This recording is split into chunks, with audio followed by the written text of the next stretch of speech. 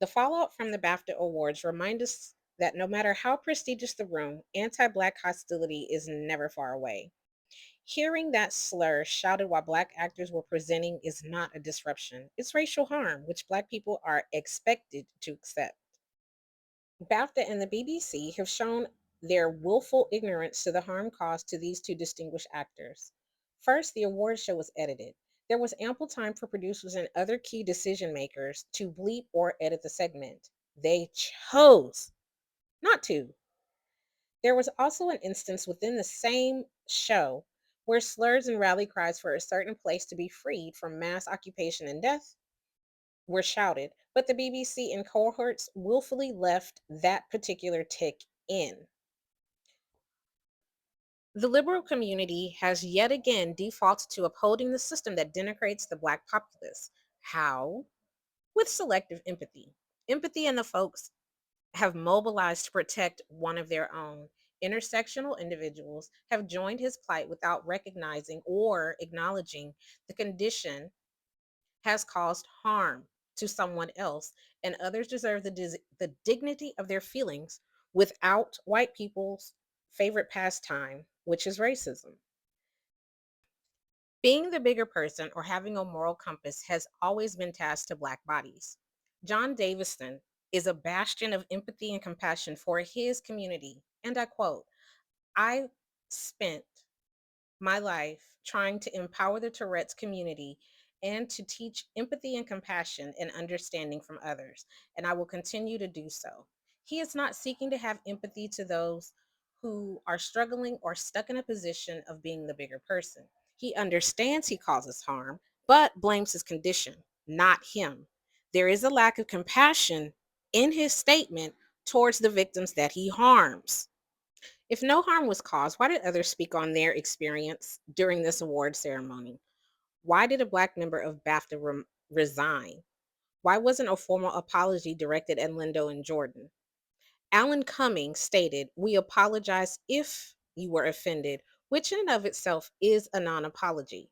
I can't help but wonder how many in the room that night went home to share more anti Blackness jokes at the expense of those actors. This type of apology is one, conditional. It hinges on a word, if. It shifts the issue from what was done to how someone should feel, and how it suddenly suggests you're being sensitive, which moves the responsibility away from the action and onto the reaction.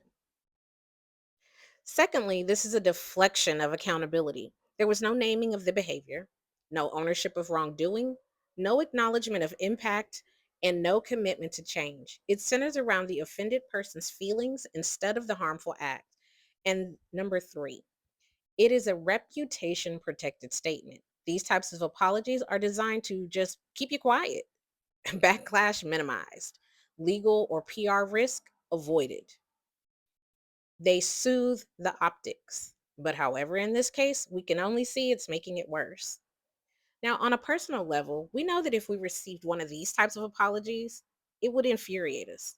In fact, you look at a certain type of personality disorder, you will realize this is a part of how they minimize their impact when they're causing harm. An apology does not contain an if because it acknowledges that you have hurt the other person. There is a reflex around this entire situation, which still centers around the person who caused the harm, also happens to be white. I'm not going to debate Tourette syndrome. I do understand it is a neurological dysfunction, but things still have impact.